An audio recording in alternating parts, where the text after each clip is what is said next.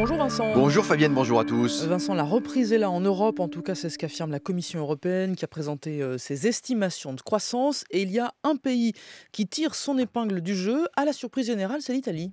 Mais oui, alors Fabienne, j'entends déjà les sceptiques avant même que je n'ai ouvert la bouche. Quoi, l'Italie avec sa dette démentielle, son instabilité, son affairisme, vous allez quand même pas nous en faire un modèle? Eh bien ça se discute, figurez-vous, comme disait un célèbre animateur de télévision.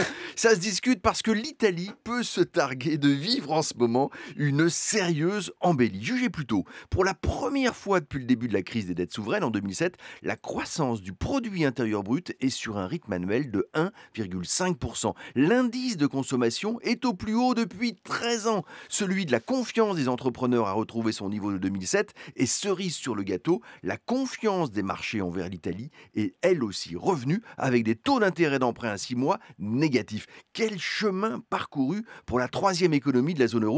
La voilà qui referme enfin une longue période de crise, de récession et de tumulte politique. Mais alors qu'est-ce qui s'est passé en Italie? C'est l'effet Matteo Renzi ou pas? Ah, celui qu'on présente parfois un peu abusivement comme le frère politique de Manuel Valls, ne serait-ce que parce qu'il a quand même beaucoup plus de pouvoir que le Premier ministre français, Matteo Renzi peut s'enorgueillir d'un parcours presque sans faute. Il ne s'est pas privé d'ailleurs d'affirmer ces jours-ci, sourire aux lèvres, l'Italie n'est plus un problème. Le président du Conseil italien a réussi plusieurs gros coups politiques, il a fait adopter une profonde réforme du marché du travail. Tiens, ça nous dit quelque chose à nous Français. Plus fort encore, il a réussi une autre réforme délicate, celle de l'instruction publique. Enfin, il est en passe de réussir un très gros coup en transformant le système politique italien. Le Sénat devrait quasiment disparaître et avec lui, l'instabilité politique chronique de l'Italie. Renzi est là pour durer, ses frondeurs ont rendu les armes et la droite post-Berlusconi est encore en morceaux. Bref, au bout de 2 ans et demi seulement de pouvoir, bravo l'artiste, le bilan est déjà reluisant, j'allais même dire inespéré. Alors le secret de la méthode Renzi, c'est quoi?